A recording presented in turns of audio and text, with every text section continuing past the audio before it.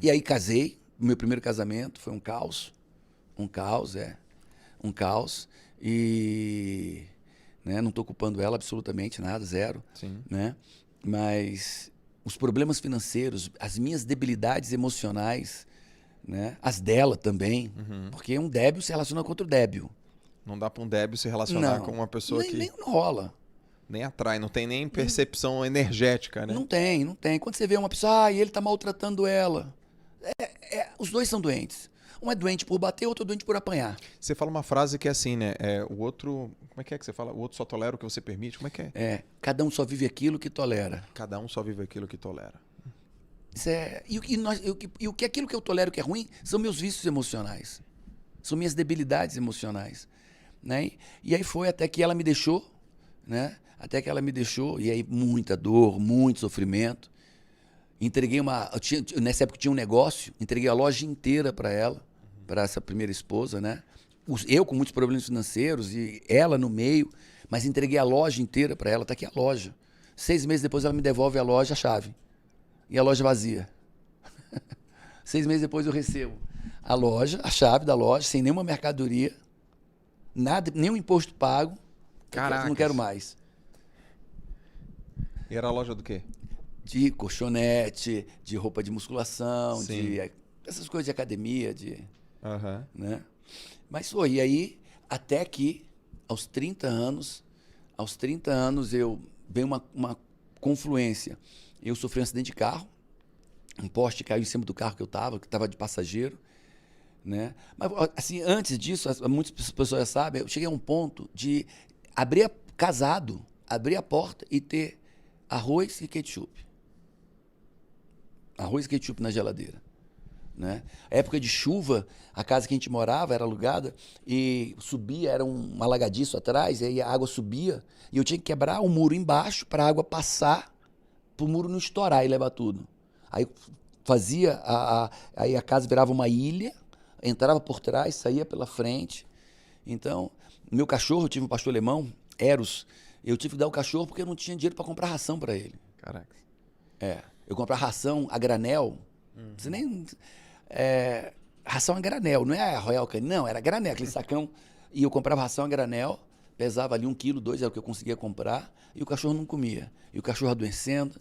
Chegou uma hora que eu disse, cara, um sábado de manhã acordei, o cachorro tentando comer um sapo. Esse cara chega.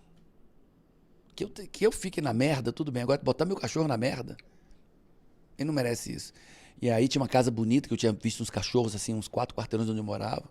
Aí peguei ele, levei lá na casa, bati na porta, era um cachorro lindo, pastor alemão, e disse, olha, quero dar esse cachorro para vocês. Eu não quero comprar, não estou comprando. Eu não podia vender o que eu mais amo. Não tinha como até que eu precisava do dinheiro, mas não podia vender o que eu tanto amava. Eu disse, eu quero dar para vocês. Por quê? Porque você tem cachorros aí, eu vejo que eles são bem tratados, são felizes e tal. Aí a pessoa olhou. Você tem um pedigree deles? Tem. Pedigree e tal.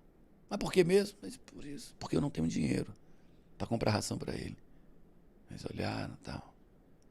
Aí disse, cara, eu tô pedindo, por favor, fica com o meu cachorro.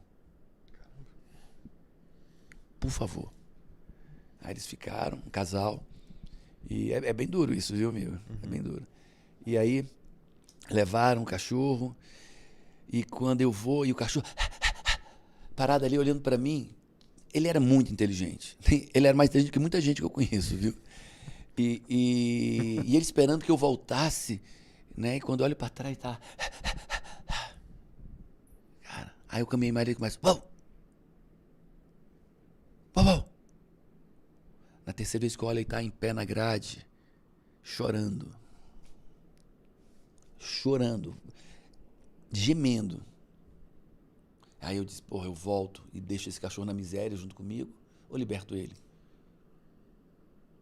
Aí disse, cara, eu amo demais ele pra deixar ele preso. Pra deixar ele faminto, né? Mal alimentado, sem veterinário, sem remédio. E aí foi um dos grandes pontos de mutação da minha vida, né? Logo depois eu sofri um acidente de carro. Sofri um acidente e disse, cara, eu não quero mais viver isso na minha vida. Aí sofri um acidente de carro, o poste caiu no meio, né? Foi, acho que a maior bênção da minha vida. Eu estava de carona com 2 meninas, de manhãzinha cedo, e ninguém morreu, graças a Deus, mas o carro ficou completamente dividido. É a mãe dele ali, ó. Foi a mãe dele, uma das pessoas. Caramba. É. Ela estava no banco de trás e ficamos presos. Era tipo 6h30, 7 horas da manhã. Como o poste encostou no chão, era aqueles postes grandes de avenida, e rompeu os dutos de combustível e começou a vazar combustível, vazar água, o cheiro subindo, a gente preso dentro do carro. Né? Motorista presa, assim, que o poste caiu, assim, entre as pernas dela. Né? E aí foi aquela história, assim, ninguém vinha, o fio chicoteando, então com alta tensão, ninguém chegava perto por causa dos fios, o combustível vazando, o cheiro sufocando a gente dentro do carro. E, cara, tem que sair daqui. E aí consegui tirar a mãe dele primeiro, aí depois consegui tirar a motorista, né? E quando eu saí, foi aquela coisa de Deus, assim, o sol, 7 horas da manhã, brilhando, dando na cara, assim, é como se eu estivesse indo para a luz, como se eu estivesse renascendo das cinzas, do ferro velho, da lata amassada. Aquilo foi meio que um renascimento para mim. Quando eu saí do carro vivo, né, trouxe as duas junto comigo, eu pulava. Os caras, ninguém entendia. Esse que é maluco, tava pulando. Cara, eu tô vivo. E aí veio algo espiritual dentro de mim, assim, Deus tem algo para mim. Deus tem algo para mim. Porque era para ter caído meio que entre a motorista e mim, e eu consegui abaixar ela e me abaixar na hora. Né? Eu percebi que o poste ia cair, e eu gritava, e eu pulava, e eu vibrava. Deus tem algo para mim. Essa não é a minha vida, essa merda aqui não é a minha vida. Se eu vivi é porque tem algo para mim. E eu me agarrei nisso. E dali, cara, aí encontrei um livro do Roberto Giniaschik com uma metáfora grega de Sísifo. E aí, nessa metáfora, eu entendi que eu era meu sabotador. Eu buscava sempre culpar alguém, eu tenho que culpar alguém, alguém. Sempre tinha um vilão na minha vida. Eu nunca errava, os outros erravam. Sim. Se eu estava com um problema financeiro, eram os outros. Se eu estava com um problema conjugal, eram os outros. Se eu estava com um problema profissional, tudo eram os outros. A do Sífiso é da pedra? É. Que levanta pra cima do monte e ela sempre rola? É. E o cara era enrolado na história. Né? A parábola de Sísifo, né? A parábola grega. E, cara, eu disse, sou eu. O problema da minha vida sou eu. E aí eu disse, cara, então tá fácil. Se eu sou o problema, é só me resolver. É só ajeitar quem eu sou, só ajeitar minhas demandas. E daquele acidente de carro, de dar o meu cachorro, e dessa metáfora que eu li, e foi interessante que eu cheguei na livraria, o cara não queria que eu lesse, né? E eu não tinha dinheiro para comprar o livro.